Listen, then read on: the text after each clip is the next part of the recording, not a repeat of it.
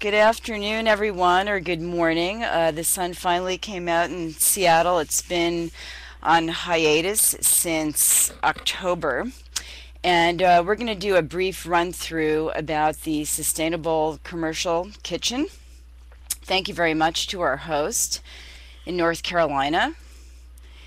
And so today's agenda is what's the agenda? We're going to talk about kitchen systems, which involve food, equipment, and most importantly, people, having a plan, building capacity to learn, and having fun, even if it's 100 degrees in your kitchen. So I thought this was a pretty funny slide. You know, we're always having these huge arguments about whether we should be dealing with sustainability and, what are the outcomes going to be.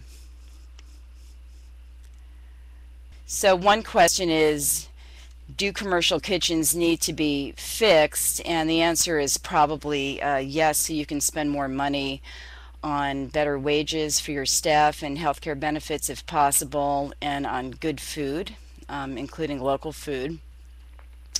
So basically we're here primarily because kitchens are incredibly expensive to run. They are the most expensive commercial property on a per square footage basis to run.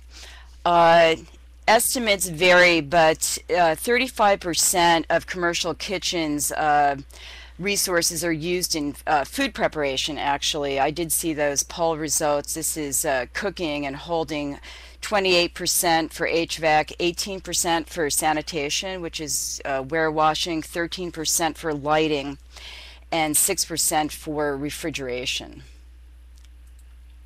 Okay. Anyhow, food is obviously why you are in business, and it's never really one thing in a kitchen that wastes money. It's the inefficient death by 1,000 cuts, doilies, R2Us, plastic straws, leaks, old equipment, dirty equipment, unnecessary equipment, oversized portions, poor ventilation systems, the wrong exhaust hood design. So the major kitchen systems, again, are humans and their relationships and their intentions and how they work together, equipment and materials. The reason why I show this slide is that regardless of where you are in your sustainability plan, it's really about people first. Profit, cost centers, and returns on investment and net operating income are on the mind of every restaurant owner. But really at the heart of those cost savings are people and their intentions and how and why those intentions are carried out.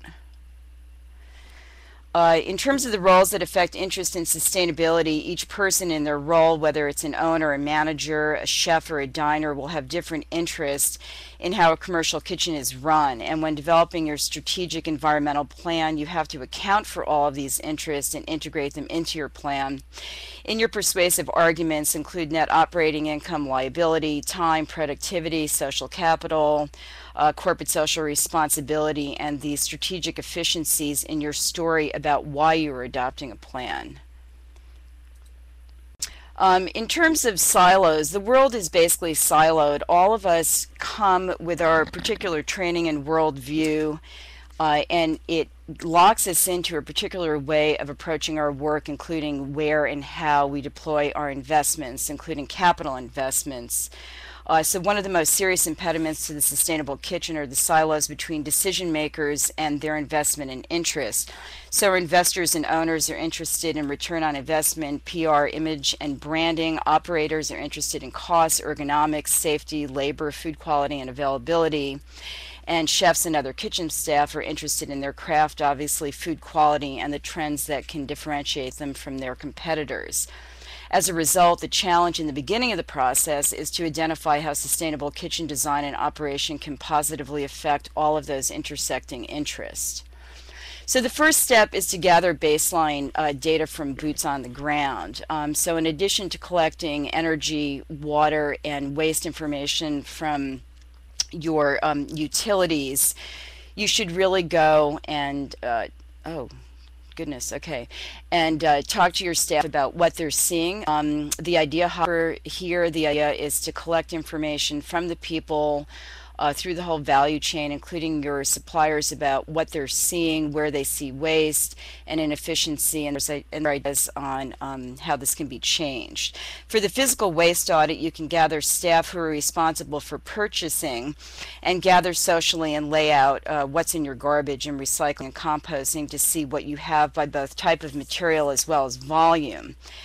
Depending on how good your local recycling infrastructure is, depending on where you are in process, you'll note that about 90% or up to 90% of your garbage is recyclable, compostable, and in some cases donatable. So step 2 is to develop a plan. Strategic plan elements should include baseline and targets, strategies, responsible persons, and very importantly, knowledge management systems. And what this basically means is that as you move forward in your plan, you need to have a system for acquiring, using, and storing new knowledge. And that can be very challenging in a commercial kitchen because of churn, and the pace of the operations. Your plan also should be strategically tied to outcomes, because obviously this is how you'll be able to make a case for the investments that you're making, and make sure that you have a good communications plan so that you have a way of relating what the return is to your different stakeholders. Here, just acquiring knowledge again. I think one of the best resources in the United States is obviously the Food Service Technology Center, otherwise known as FSHNC. Everyone on the call is probably familiar with them. The Commercial Kitchen Initiative out of Boston, the National Association of Food Equipment Manufacturers, the Reusable Packaging Association if you choose to deal with packaging reduction, and then the U.S. Green Building Council for the LEED Commercial Interior Standard for retail, which was recently updated. In terms of building the capacity to learn, that can also be very challenging in a commercial kitchen because of the pace, the number of hours that people are operating. If possible, if you're doing a new design, creating a physical environment that actually is daylit or has light is very helpful. Space, when you're doing training, make sure that you represent knowledge in a multiplicity of ways, because different people learn differently. Some people like to read, other people would rather just listen to a speech, and of course visual is probably the best. So, yuckity yuck, maintenance is like flossing. The reason why we include this here is because you can purchase very expensive equipment and make some pretty costly investments, but if you don't have a really good maintenance plan and one that's also equitably laid out, you're eventually going to have problems. So this includes a leak detection program, equipment calibration, building commissioning, equipment inspection and replacement schedule, and cleaning and training. We find that a lot of chefs never really got training in how to take care of the equipment, and they know how to use it obviously to cook, but in terms of what to look for and its functioning. If you just have a 0.2 gallon per minute leak, you could lose 10 gallons in an hour. If it's cold, it could be 100,000 gallons a year, or $700, or if it's hot, it could reach up to $1,000 loss. So just a couple of tips for new kitchen design, grouping hot equipment with hot, cold with cold, using casters for disconnect. Sorry, I lost my screen again. Okay, got it. Putting your refrigeration at the beginning of the assembly line, designing for ergonomics, and then isolating steam kettles, tilting skillets, and stock ranges near the edge of the ventilation hood. Most of this is pretty common sense. These are the major kitchen systems which you're all familiar with, and how they're generally categorized, and when you're reporting and planning you can use this as a guideline.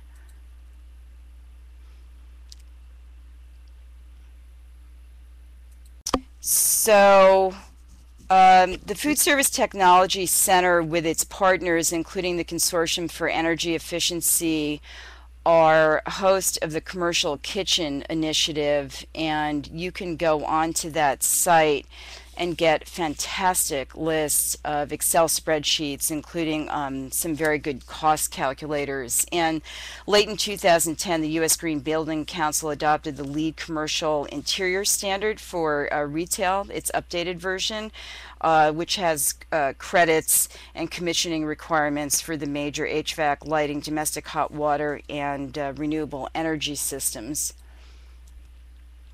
Ventilation is a huge issue in commercial kitchens, and Fishnick has excellent, painstaking detail on how to design and right size ventilation systems, including your exhaust. It was very, very interesting to learn more about ventilation systems. I am not an engineer. Exhaust rates will depend on thermal plume, quantity of grease, smoke, heat, water vapor, and combustion products. Here are some tips on making your refrigeration systems more efficient. This comes from Fishnick. Same thing for HVAC strategies. And lighting. So in terms of water systems, sanitation is 18% of your cost, and some significant water savers include high efficiency hot water heaters and boilers, air-cooled ice machines, connectionless steamers, closed-loop water systems, low-temperature dishwashers, pre-rinse spray valves, a leak detection program, and using a water broom instead of pressure washing. Steamers, conventional steamers use an unimaginable amount of water. Traditional types force steam from the boiler into the cooking cavity where it circulates around pans of food, and excess water, or steam rather, leaves through the drain where it's condensed by a stream of cold water. And this condensate water has to be cooled below 160 degrees to meet building plumbing codes. But with a connectionless steamer, the condensed steam doesn't have to be drained to an outside compartment, so that's very helpful. And water-cooled ice machines that typically use one-pass cooling use twice as much water as an air-cooled machine. So on to food. Food waste is pretty endemic, and it is partially what brought me into this business to begin with, because as early as 15 I was working in restaurants and banquet departments of hotels when I was a little bit older, and was absolutely appalled at the amount of food that we were throwing out as garbage. And so doing some upfront planning and using a system to calculate right-sizing portion and trying to avoid overproduction and spoilage is very important. LeanPath has a very good system. It does cost money, but it really looks like it'll be worth every penny that you spend on it, and it just takes a few minutes every day per staff and calculate the reasons for food loss. The food waste hierarchy is obviously reduce food at the source, donate food. If you live in an area where you're allowed to make donations to farmers to feed animals, we've seen situations like that. And composting, we're very lucky here in Seattle because we have a fabulous food composting system where things that could never be sent before can, including a lot of plate scraping. In terms of food donation and planning, there seems to be a real reticence, or maybe it's a lack of time or room or systemic capacity to donate food. 40 to 50% of all food grown is never eaten, and food donation and composting are typically one of the weakest components of a lot of restaurant and hotel operations. And a lot of people also are really worried because of liability. And, so there is a Bill Emerson Good Samaritan Act at a federal level, so you should check that out. And there are also a lot of corresponding state limited liability programs as well that will prevent you from getting sued in certain circumstances. One of my favorite issues here is composting and bio-based plastics, because if you run a quick service or a takeout business and you decide to go this route, you should be very, very careful about what you are buying. I would definitely check out the Biodegradable Products Institute, BPI. It's bpiworld.com. A lot of bio-based materials can really wreak havoc on commercial compost facilities if they don't get the thumbs up from BPI. These products, contrary to popular belief, do not degrade in backyard compost, and they do not degrade in landfill conditions. Recently excavated landfill indicated that newspapers were readable after 40 years. 10-year-old carrots were still orange inside, and 20-year-old steaks still had meat on the bones. So a landfill is not a carefully controlled compost facility. And if you do have a restaurant, you're going to have to craft a very, very good education campaign for your guests, because people are used to looking at these things and viewing them as garbage, and will definitely take them out of your restaurant and throw them in the garbage, which then sort of obviates the whole reason for buying them. In terms of waste reduction, make sure that it is part of your plan, and work with your suppliers. Share your waste reduction goals and policies, illustrate how their own environmental policies are good for their own business from a PR asset value and resilience against cost increases in energy. You also can consider reusable containers and pallets. A little bit more challenging, but definitely doable. Pictured on the right of this slide is Italian technology, which is a silicone-based lid wrap called Flexilid. I have not seen the MSDS for it. I just know that it's silicone-based, but it looked very interesting to me, and can be a way to displace the enormous amount of plastic wrap that tends to be used in commercial food operations. And this is a very useful source as well if you're going to look at reusable packaging. Okay, so do a baseline, find out where you are, collect the data, collect it from everybody, reward people for collecting the data in some way, incentivize it, get people involved, make a plan, and communicate. And that's our favorite guest over here. Thank you very much.